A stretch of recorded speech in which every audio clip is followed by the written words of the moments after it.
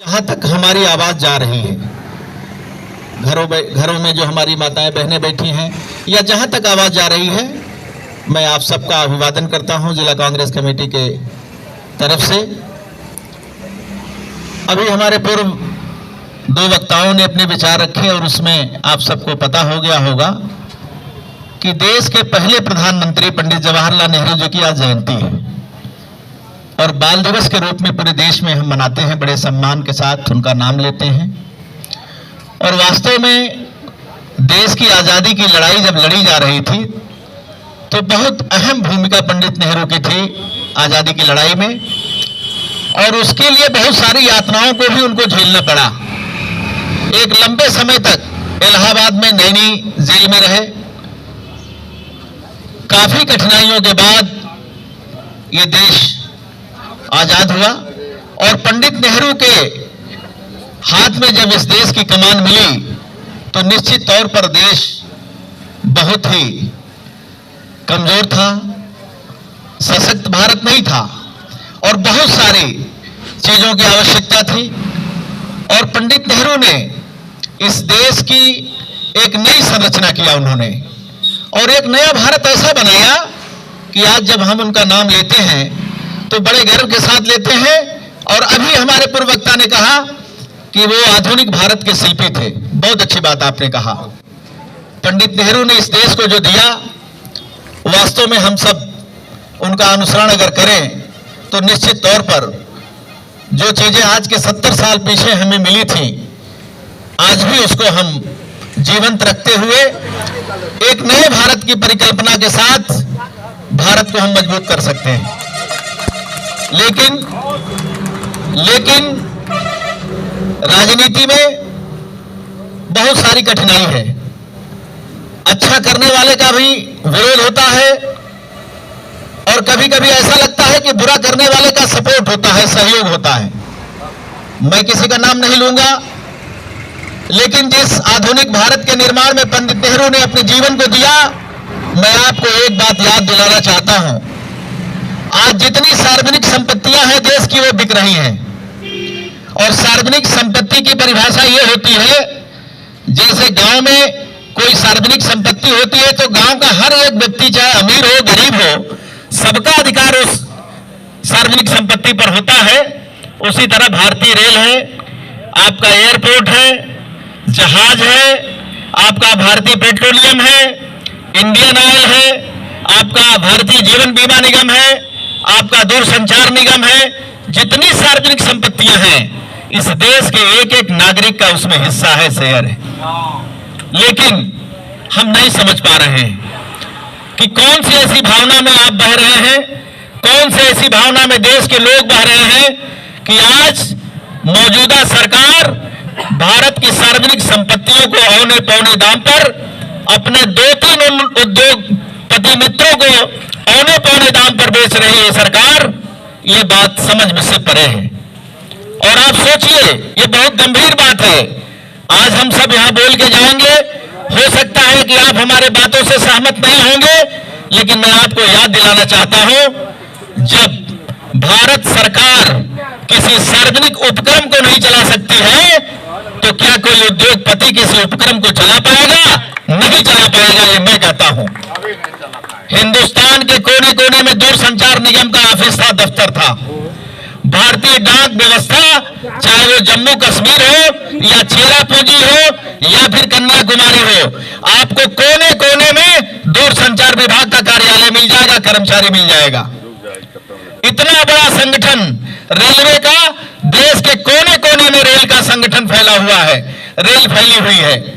आप सोच लीजिए कि जिन दिनों में पेट्रोलियम उत्पाद सरकार खुद उपलब्ध कराती थी, आज अगर प्राइवेट आदमी उसको उपलब्ध कराएगा तो आप सोच लीजिए कि जिस तरह से दाम बेतहाशा बढ़ रहा है, आने वाले दिनों में ये दाम कौन तय करेगा?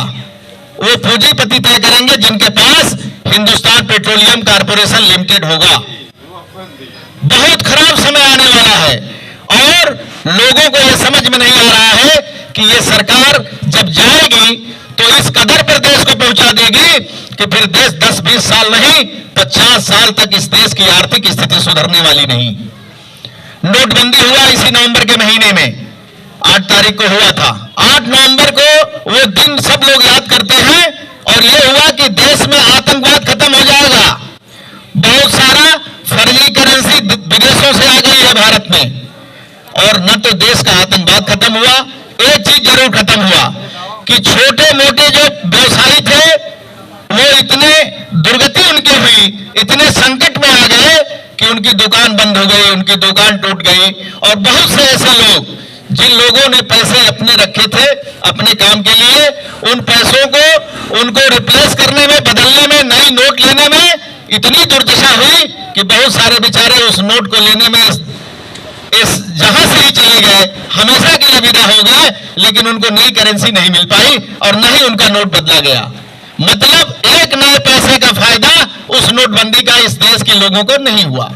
ये सब गलत सलत निर्णय हुए, और उन निर्णयों से देश का एक एक आदमी आज कष्ट झेल रहा है।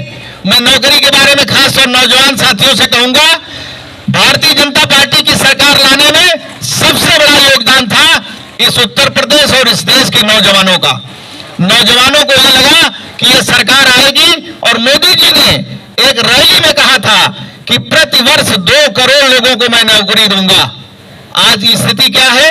जब सारी संस्थाएं आपकी उद्योगपतियों के हाथ में चली जाएगी, तो क्या कोई सरकारी नौकरी का ऐड निकलेगा? एडवर्टाइजमेंट विज्ञापन होगा, और जब होगा ही नहीं तो नौकरी आपको कैसे मिलेगी? कुल मिलाकर आप सरकारी नौकरियों से वंचित हो जाएंगे। तो आने वाला जो समय है वो देश के लिए, नौजवान के लिए, व्यवसायी के लिए, डॉक्टर के लिए, इंजीनियर के लिए, वकील के लिए, किसान के लिए, हर व्यक्ति के लिए, एक एक व्यक्ति के लिए, एक एक भारतवासी के लिए, एक एक नागरिक के लिए बड़ा ही खराब समय आने वाला है। हम सब आज जन जागरण कर रहे हैं। पूरे देश में अखिल भारतीय कांग्रेस कमेटी की तरफ से यह जन जागरण अभियान चल रहा है, और उसी के क्रम में हम लोग ये पदयात्रा करके मौना से आए हैं तिलिया तक। अब यहां से हम लोग जाएंगे नरियाव, और नरियाव से दूसरी पदयात्रा हमारी शुरू होगी, वो भागलपुर में जाकर के समाप्त होगी। हम आप सबको जागरूक करने आए हैं कि बड़े ही मेहनत से, बहुत बड़ी कुर्बानी और शहादत के बाद देश को आजादी मिली, और आज आजाद भारत को अब सुरक्षित रखने का अगर काम किसी के ऊपर है, दायित्व किसी के ऊपर है, तो आप लोगों के हाथों में है, देश के नागरिकों के हाथों में है। हम तो आपको जागरूक करने आए हैं, आपसे कुछ कहने आए हैं। बहुत लंबा चौड़ा भाषण नहीं देकर के मैं तिलिया गांव के लोगों को, और जिन जिन अगल बगल के गांव के लोग जो साथी आज हम सबकी बात सुन रहे हैं, हम विनम्र निवेदन करेंगे कि इस देश को बनाने में बहुत लंबा समय लगा है, और अगर बहुत जल्दी कोई इस देश को बर्बाद करता है तो आप सब नागरिकों का धर्म बनता है, कर्तव्य बनता है कि आप इस देश की हिफाजत उस तरह से करिए जैसे अपने बाल बच्चे, परिवार और अपने लोगों की आप हिफाजत कर रहे हैं। देश बचाने के लिए अब एक एक नागरिक को आगे आना होगा, एक एक व्यक्ति को आगे आना होगा, वरना ये भारतीय जनता पार्टी की सरकार लोगों का जीना हराम कर देगी। आज महंगाई इतनी चरम पर है कि लोग आम जो वस्तुएं खरीदने की हैं, जो रोजमर्रा की चीजें हैं, वो खरीद नहीं पा रहे हैं। बच्चों को जो बच्चे पढ़ लिख करके डिग्रियां हासिल करके गांव में घूम रहे हैं, जिनको कल कारखाने में रहना चाहिए, सरकारी महकमों में रहना चाहिए, नौकरी नहीं मिल रही है। बहुत सारी चीजें हैं। किसान एक बोरी यूरिया, एक बोरी डाई के लिए, बीज के लिए लाठियां खा रहा है। क्या दुर्भाग्य है इस देश का। देश के लोगों ने भारतीय जनता पार्टी को उत्तर प्रदेश से लेकर के दिल्ली तक की सरकार बनाया, लेकिन यह कल्पना नहीं किया था कि हम आपको भेज रहे हैं, जितनी देश की संपत्ति है उसको आप बेच देंगे, अपने मित्रों को, अपने साथियों को बेच देंगे। साथियों, आपसे पुनः निवेदन है, आग्रह है कि आप मंथन करिए, विचार करिए, भावनाओं में मत आइए। भावनाओं में आकर के आपने देश को ऐसे लोगों के हाथों में दे दिया है जो कभी न राष्ट्रभक्त थे, न देशभक्त थे, न आने वाले दिनों में वो राष्ट्रभक्त और देशभक्त रहेंगे। इसलिए हम आपको आगाह करने आए हैं कि अभी आपसे निवेदन है कि आप आने वाले दिनों में आप कांग्रेस के साथ जिस तरह से पीछे रहते थे, आपने जो सहयोग किया कांग्रेस की सरकारों को बनाने के लिए, 2022 का जब चुनाव आता है तो इस बार कांग्रेस की सरकार बनाइए, और निश्चित तौर पर हर समस्याओं के समाधान के लिए कांग्रेस का एक एक कार्यकर्ता आपके साथ रहेगा। जय हिंद, जय भारत, जय कांग्रेस।